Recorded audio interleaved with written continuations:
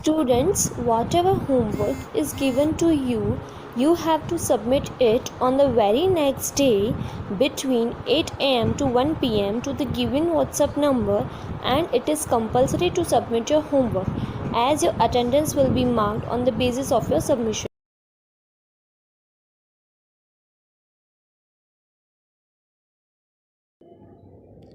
पाठ 15 कठिन शब्द। नंबर 1 बलिहारी, नंबर 2 आखर, नंबर 3 सुभाए, नंबर 4 सुजान, नंबर 5 मुक्ताहार, नंबर 6 मुरलीधर, नंबर 7 तरुवर, नंबर 8 निर्मल, नंबर 9 गोविंद, नंबर 10 करुए। बच्चों, अब हम पाठ में आए मौखिक प्रश्नों के उत्तर समझते हैं। प्रश्न 2, नीति शब्द का अर्थ बताइए। उत्तर, नीति शब्द का अर्थ है जीवन में अच्छी बातों को ग्रहण करना। बच्चों, अब हम पाठ में आए लिखित लघु उत्तरीय प्रश्नों के उत्तर समझते हैं। प्रश्न 1, गुरु और गोविंद में से कौन बड़ा है और क्यों? उत्तर, गुरु और गोविंद में से गुरु बड़े हैं क्योंकि वे ही हमें ईश्वर के बारे में बताते हैं। प्रश्न 2, क्या बुरे कर्मों का अच्छा नतीजा हो सकता है? उत्तर, नहीं, बुरे कर्मों का नतीजा सदैव बुरा ही होता है। प्रश्न 3, निंदा करने वालों की बात ध्यान से क्यों सुननी चाहिए?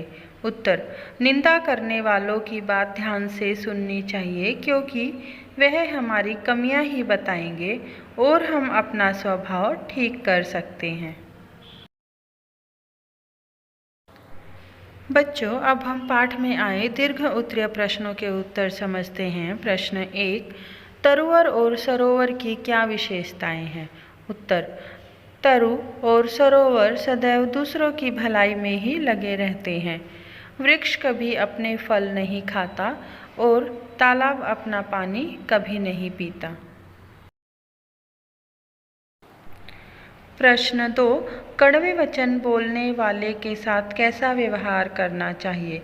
उत्तर, जिस प्रकार खीरे की कड़वाहट दूर करने के लिए उसका सिर काटकर नमक मलना पड़ता है, उसी प्रकार कड़वे वचन बोलने वाले को भी सजा देनी चाहिए। बच्चों, अब हम निम्नलिखित पंक्तियों का भावार्थ स्पष्ट करेंगे। रूठे सुजन मनाइए डैश डैश मुक्ताहार। इस पंक्ति का अर्थ है कि यदि सज्जन व्यक्ति हमसे 100 बार भी नाराज हो जाएं, तो हमें उन्हें 100 बार भी मना लेना चाहिए क्योंकि वह अमूल्य मोती के समान होते हैं।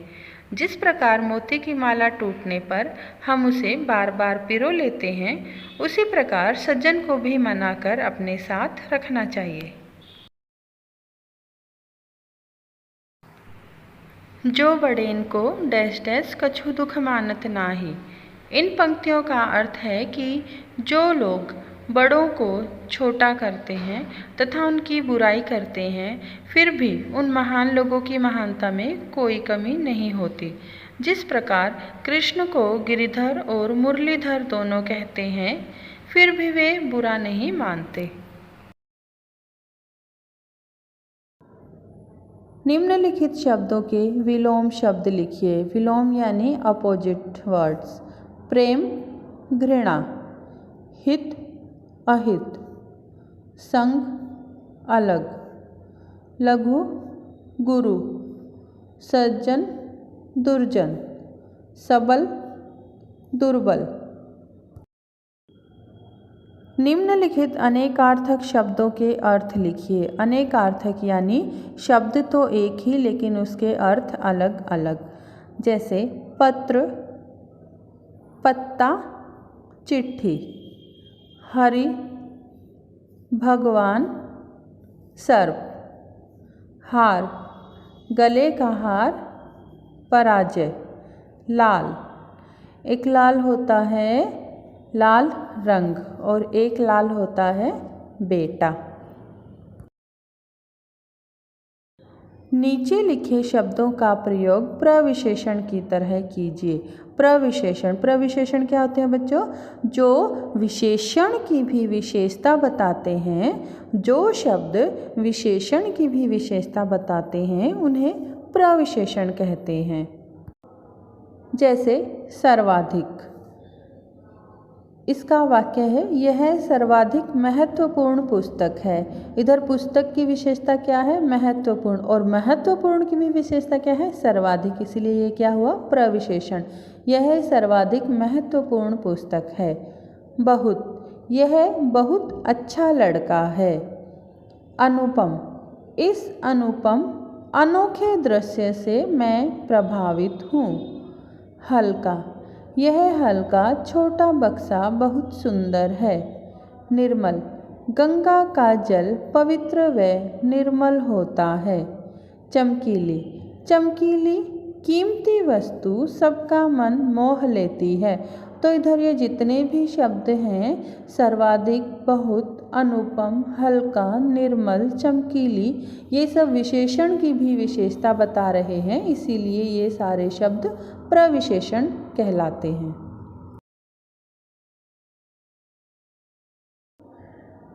दिए गए वर्णों में उचित मात्रा लगाकर कुछ ऐसी वस्तुओं के नाम लिखिए जो आपके घर में हो। तो आपके घर में जो चीज़ें हैं उन चीज़ों के नाम आपको इस बॉक्स में से ढूंढकर उचित मात्रा लगाकर लिखने हैं। जैसे उदाहरण के लिए कपड़ा, कपड़ा सबके घर में होता है, तो यहाँ इस बॉक्स में से हमने ढूंढा और लिखा कपड़ा। ऐसे ही आप इस बॉक्स में से शब्द ढूंढिए और उचित मात्रा लगाकर जो आपके घर में सामान है उनका नाम इधर लिखिए।